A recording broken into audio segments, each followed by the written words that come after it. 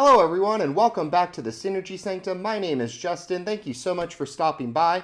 Here at the Synergy Sanctum, we specialize in all things related to Magic the Gathering with a specific focus on deck building. So I aim to show you very quick deck techs that'll show you all of the cards in the deck and how they work together to ultimately achieve the goals of that deck. If you're not already, please like, share, and subscribe to our channel. We really appreciate that. And we also have a sister channel now, so head on over to Commander Coliseum and check out their content as well. And for today's deck tech, we have our first Halloween deck for the month of October with Lady Octopus inspired Inventor. On a budget, I would say under $200 is a budget, but Lady Octopus is one of the new cards from the Spider-Man set. She says whenever you draw your first or second card each turn, you get to put an ingenuity counter on her, and then you can tap her to cast an artifact spell from your hand with mana value less than or equal to the number of ingenuity counters on her without paying its mana cost. For 1 mana, this card is so broken. She is just doing everything you want a blue artifact deck to do, and we've got a ton of heat in this deck and some combos and things to win. So current TCG market value of our build here is $143 to $201. Land count is a little lower, but we've got a ton of rocks and ways to make mana. So 32 lands, with 21 of those being islands and 11 of those being non-basics. So when it comes to Lady Octopus, what we're going to be doing today is we're going to be trying to get these ingenuity counters up as quickly as possible, either with drawing or proliferating, and then we're going to be trying to get additional value off of her tap ability by doing this multiple times a turn, or ways of untapping her basically.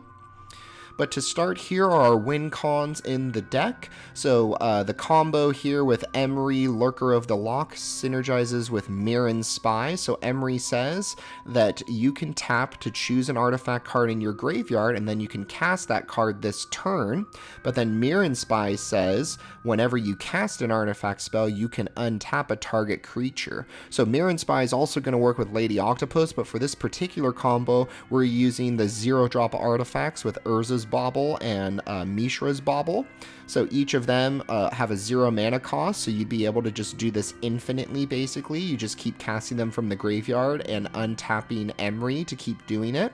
And each of them has something specific that they're doing. So Mishra's Bauble lets you look at the top card of a target player's library, most likely your own, and then you can draw a card at the beginning of the next turn's upkeep. So you can do this however much you'd like. If you have a max hand size, then probably not too much, but you could go as high as you like here. And then with Urza's Bauble, you choose a card at random from target player's hand. You get to look at it, and then you draw the card at the next upkeep. So same deal, you just get to look at everybody's hand instead, but each of these is letting you draw as many cards as you'd like the combo to go for at the beginning of the next turn's upkeep.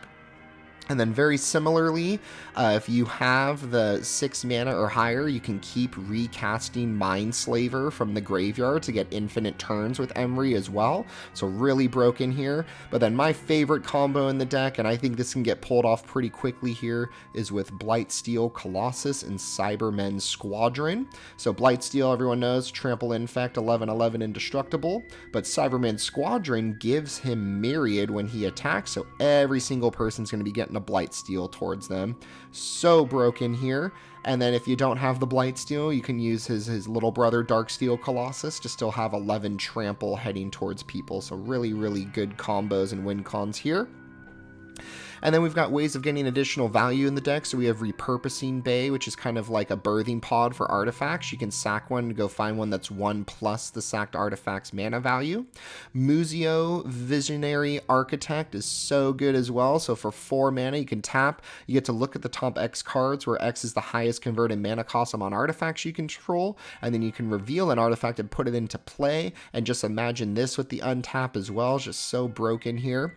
Propaganda to protect us. Master Transmuter to trade out artifacts, so we can return one we have to put one onto the battlefield, so you can return a cheap one to play an expensive one.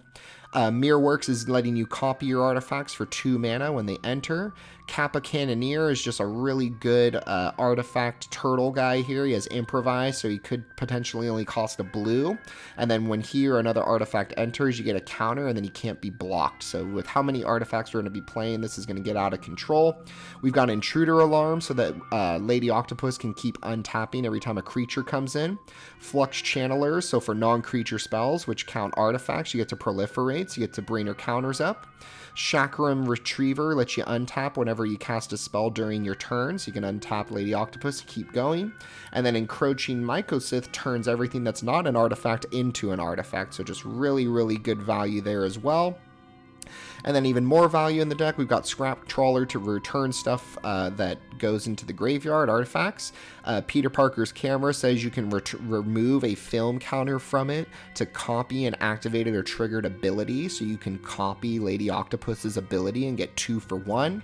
Mystic Sanctuary lets you bring back instant or sorceries. Inventor's Fair lets you tutor. Academy Ruins and Buried Ruin are bringing back artifacts from your graveyard to the top of your library or your hand. And then Archway of Innovation is giving the next spell you cast have Improvise, so it turns non-improvised spells into improvised ones. We've got a ton of draw in the deck as well, with Vidalcan Archmage drawing every time you cast one. Same with Uthros Research Craft.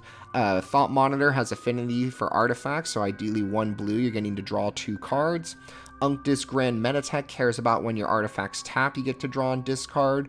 Thirst for Knowledge lets you draw 3 and then discard an artifact to avoid the other costs. Thoughtcast has affinity, so a blue for 2 draws. Psymaster Thopterus wants you to sack artifacts to draw. Riddlesmith is letting you loot every time you cast one, so you have to discard with him. Ponder and Preordain are both solid sorceries to let you draw, so we want to draw a bunch to boost those ingenuity counters on Lady Octopus. And then even more draw in the deck with Padim. So Padim, ideally, we would have the highest converted mana cost artifact, so we get to draw, and he also gives them all hexproof, so really good here. Got Instance as well with Opt and Brainstorm. And then we have this suite of cards here with Mystic Forge, Crystal Skull, Isu Spyglass, and Menonin the Right Hand.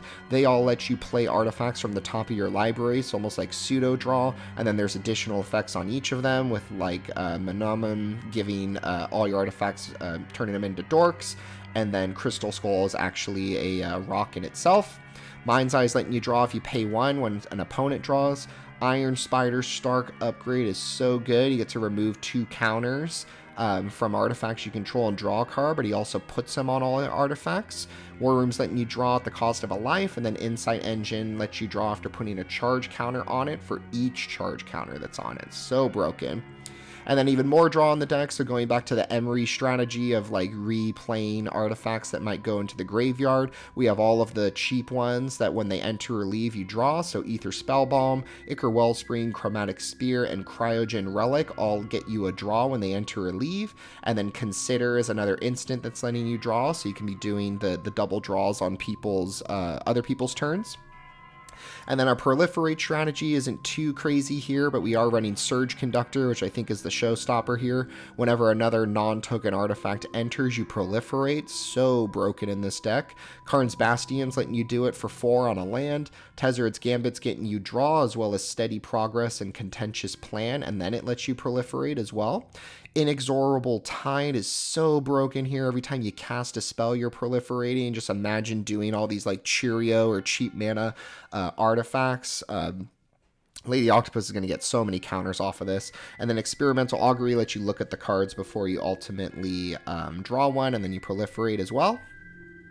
And then we've got removal in the deck, so Spine of Ishshaw is really good here, because when it enters, you get to destroy a permanent, and then when it's put into the graveyard, you get to return it to your hand. So all of the sack outlets that we're running with the artifacts, Spine of Ishshaw is going to really benefit from them. Same with Meteor Golem.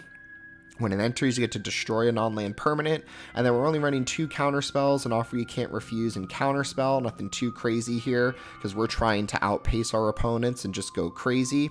And then we've got a ton of mana in the deck, so Solemn's fetching you a land, Soul Rain is our rock, Semblance Anvil and Cloud Key both discount artifact spells. Moonsilver Key lets you find an artifact with a mana ability or a basic land. Same with Mycosith Wellspring. When it enters or leaves, you get to go find an island. And then we've got discounters with Jorah's Familiar, Foundry Inspector, and Ethereum Sculptor, all discounting artifacts by 1. High Tide doubles up your islands, and then we have additional rocks with Thran Dynamo and Gilded Lotus to play those big spells in case our strategy ends up failing. And with that, our show has come to an end. Thank you so much for watching our video, and if you enjoyed that video, feel free to share it out with any friends who might find value in it as well. Thank you so much for stopping by. We hope to see you again soon. Have a good one.